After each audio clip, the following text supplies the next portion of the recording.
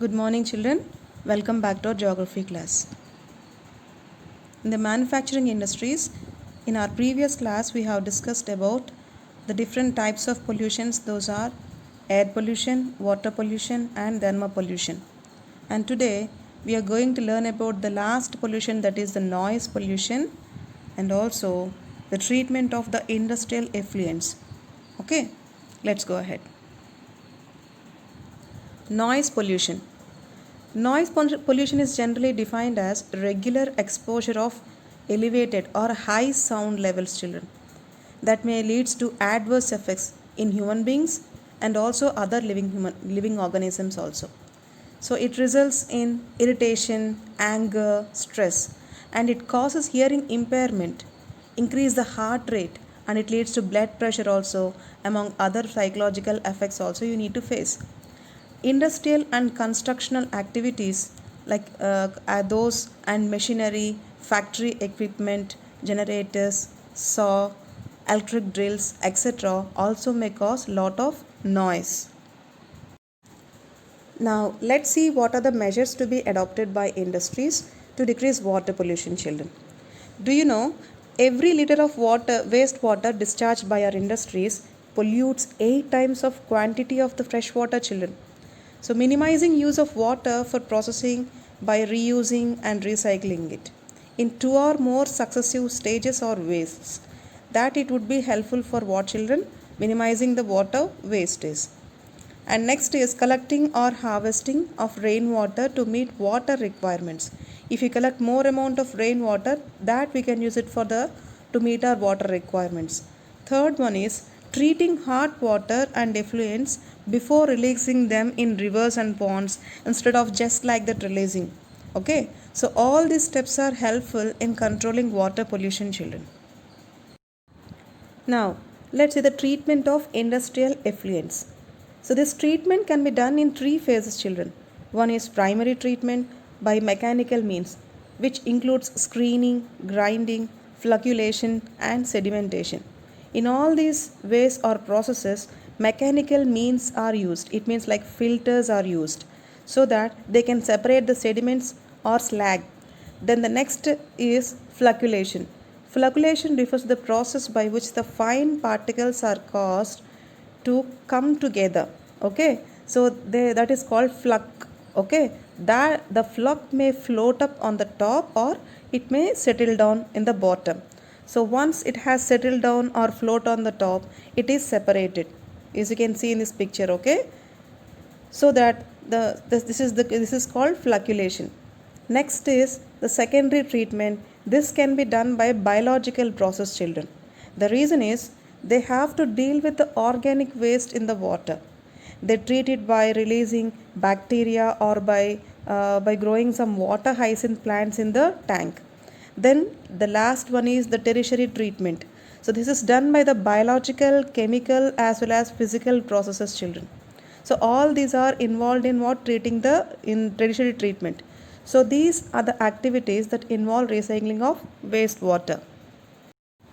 And now, measures adopted by the industries to decrease the pollution.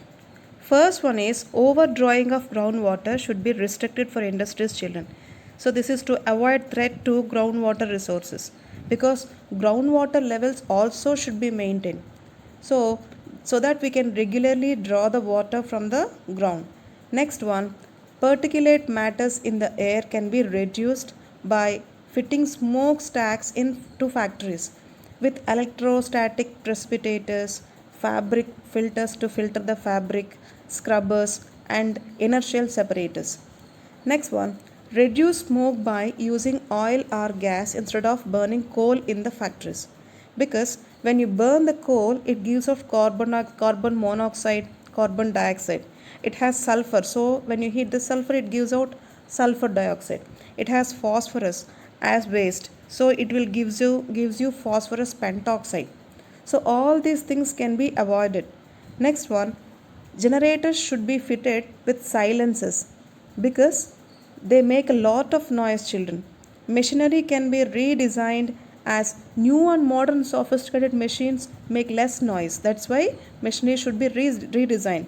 And also These redesigned machinery are increased in energy efficiency also. The last one, noise absorbing material must be used wherever possible apart from earplugs and earphones. So, if you want to maintain sustainable development continuously, you need economic development with environment concern. So, it means you need to protect the environment as well. So, for maintaining the sustainable development, National Thermal Power Corporation has been established. So, this corporation has taken initiative for preserving the natural environment and as well as resources like water, oil, gas, and fuels. So, this can be done possible through optimizing utilization of equipment, adopting latest techniques, and upgrading the existing equipment. It means by using latest technology, we can upgrade our equipments so that we can optimizing. It means maximum use of utilization of this equipment. Second one, minimizing waste generation. For example, if you burn 1 ton of coal, it may generate 100 kilos of ash. But Japanese, they use some kind of technology. If they burn 1 ton of coal, they get just only 10 kilos of ash. We don't know what kind of technology they're using. So if we use such kind of technology, we can minimizing the waste generation. Next one, providing green belts. See how in our Kakinada NFCL company has maintained green belt children. Likewise, if we also maintain the green belts for nurturing ecological balance, it may helpful for environmental concern. So leads to sustainable development.